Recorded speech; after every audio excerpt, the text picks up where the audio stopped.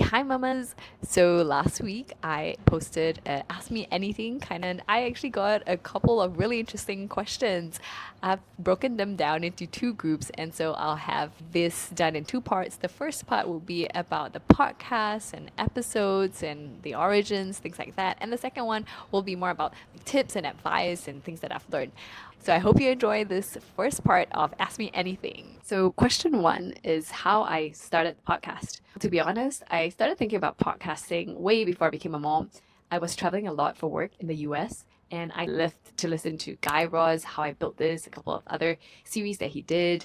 I also listened to a bunch of Christian podcasts, and I really enjoyed that mode of content consumption because it was something on the go. And I loved the way that you would ask questions, really intimate ones, well, not so intimate for me. And it was very insightful and really hearing thoughtful questions and answers being given. So I bought a microphone, a really cheap one on Amazon in 2020, like as a commitment. But when I became a mom at the end of 2020, it hit me really hard.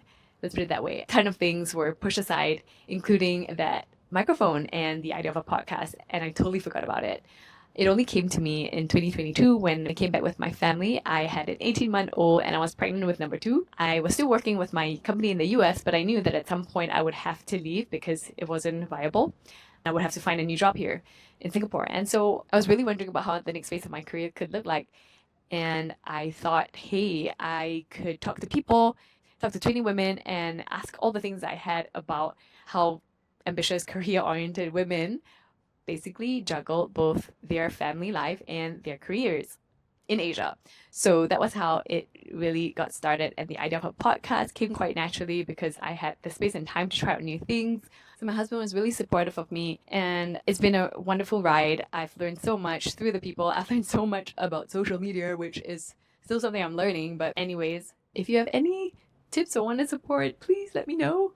But that aside, I've truly enjoyed the process of talking to these amazing women who I've come across through my own networks and through friends and people who've been recommended.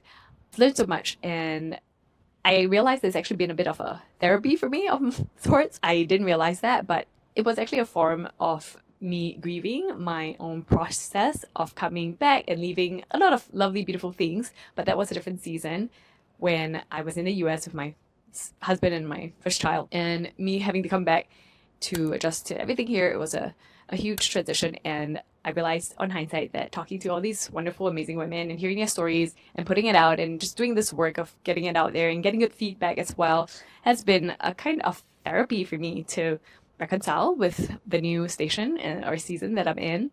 And so, yeah, long answer to that question. Question number two, how do I find my guests?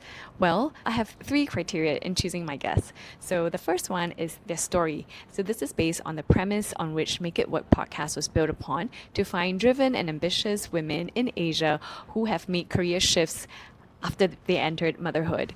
And I look for women who have done interesting things with their careers after they became moms, whether it's a downshift or pausing for a moment or going into their new business. I look for women with interesting stories to tell, and I hope that that has been true as seen from the 20 episodes. So the second criteria is regions. As this is an Asia-focused podcast, I'm looking for women who represent different parts of Asia.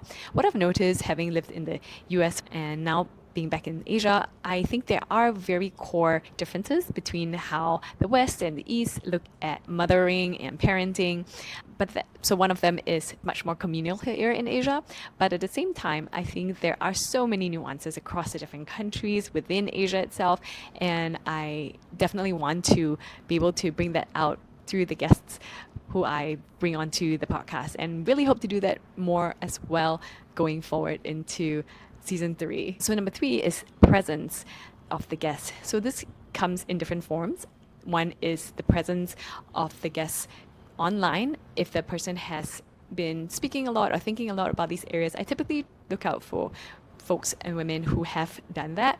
And it really helps because it means that they've just crystallize more of their thoughts. They've just been thinking more about this. They have data points. And I think that really benefits the listeners when I have a guest who has really been thinking about these things and has grappled and has struggled through her own decisions. And landed in a place from which she can share and even talk about her challenges and give advice from her vantage point. So that's something really important. I think also, I mean, practically speaking, I'm hoping for women who have a kind of online following. So ideally, that can, this podcast and our interviews can be shared with a larger audience. And the other presence that I'm thinking about is also the physical presence of being able to articulate and being able to share and carry themselves and carry a conversation. So yeah, these are the three things.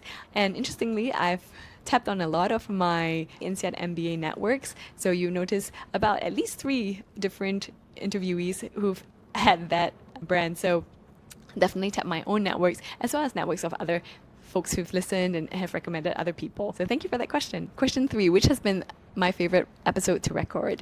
So I don't really have a favorite episode, but I have a most memorable one, and that is definitely episode 1 with Fanny Lim.